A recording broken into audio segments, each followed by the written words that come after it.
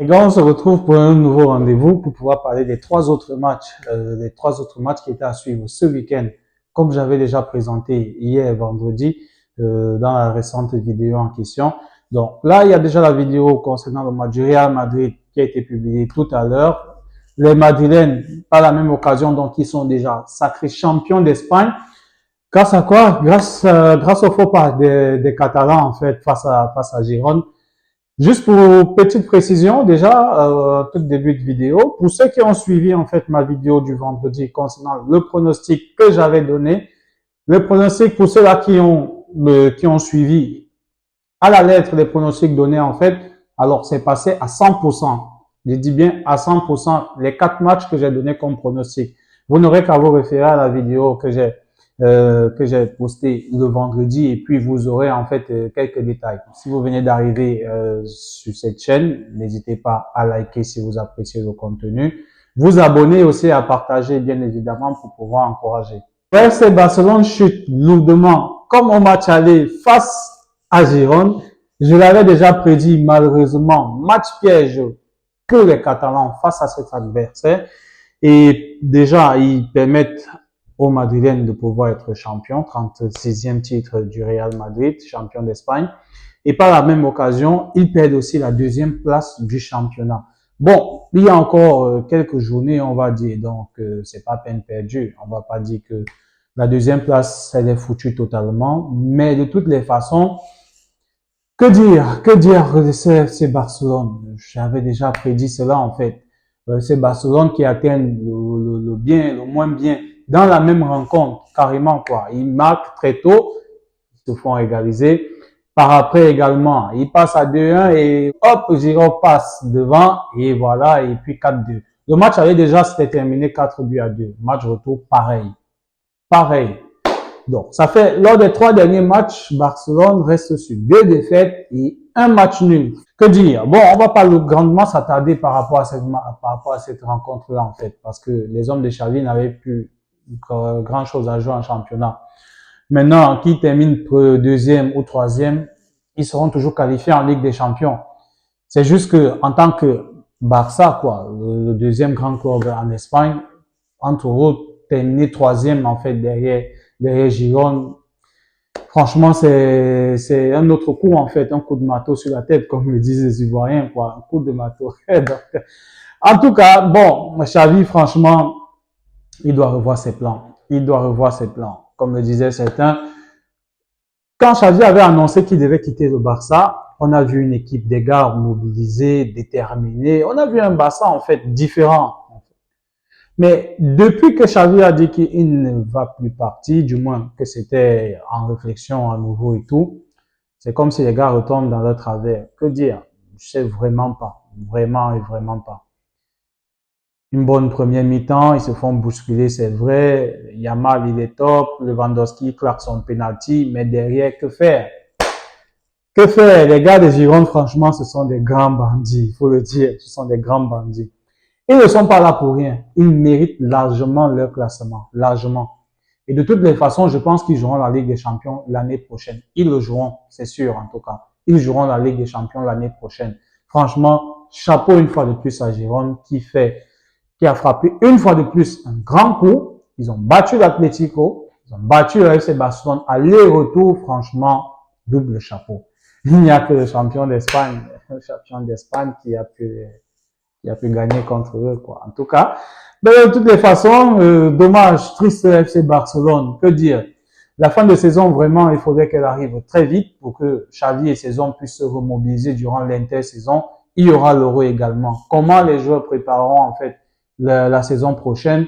Ce sera à voir. De toutes les façons, que la saison se termine rapidement pour les Catalans pour pouvoir repasser à une nouvelle saison l'année prochaine. Et juste pour finir, pour ceux qui ont suivi la vidéo du vendredi, comme je le disais tantôt, mon pronostic était le suivant, 2,5 buts minimum dans la rencontre.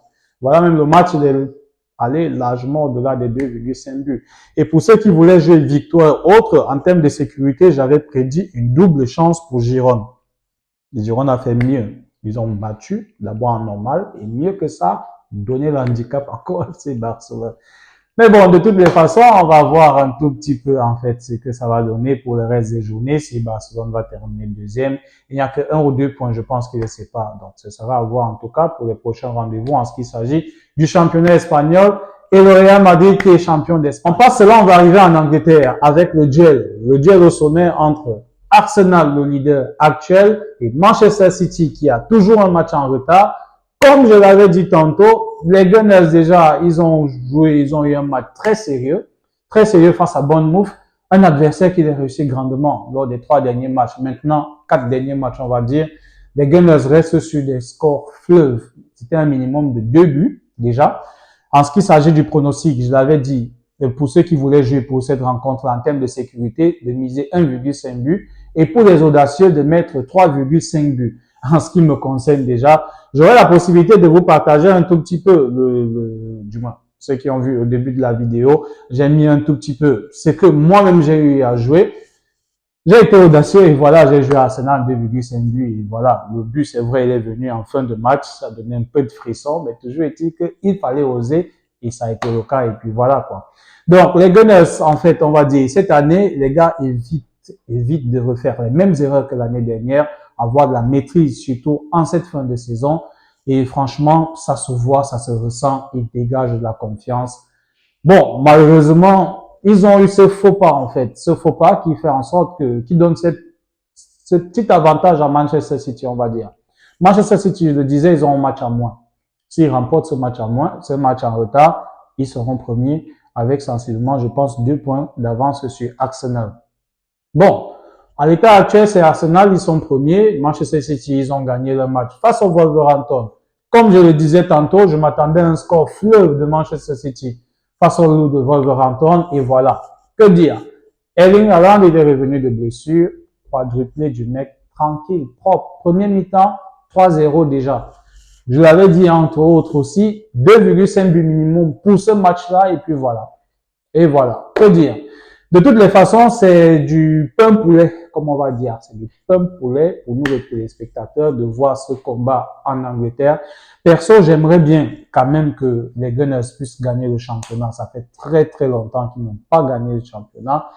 Et on va dire, c'est un peu pour casser quand même aussi Manchester City. Ce sont des grands bandits, des mercenaires de Pep Guardiola. Pas parce qu'ils tuent les matchs, non, mercenaires parce que les gars ils sont trop forts. Ils sont trop forts. C'est comme s'ils ont le secret. Les gars commencent la saison. Cette saison, c'était pas trop ça. Liverpool était devant. Arsenal, les gars s'échauffaient pour rien et tout. Le boucan, le haut en désordre.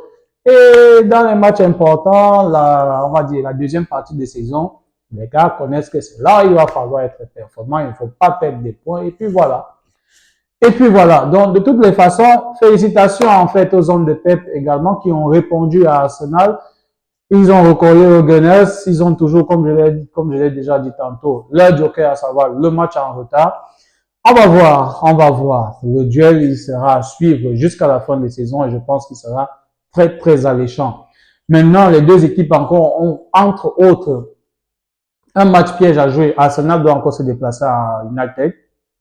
Ce sera pas facile, même comme on sait que United sont une bonne club. Donc, et Manchester City, ils devront jouer encore face à Tottenham. Je pense que ça se jouera chez les Spurs également. Et les Spurs qui sont au coude à coude contre qui? Contre United également pour pouvoir accrocher, je pense, la 6e place qui peut-être pourra être qualificative pour la Ligue des Champions ou bien pour l'Europa League. De toutes les façons, voilà les 2 matchs pièges qui restent pour les 2 équipes. On va dire que c'est plus dangereux pour Arsenal que pour City.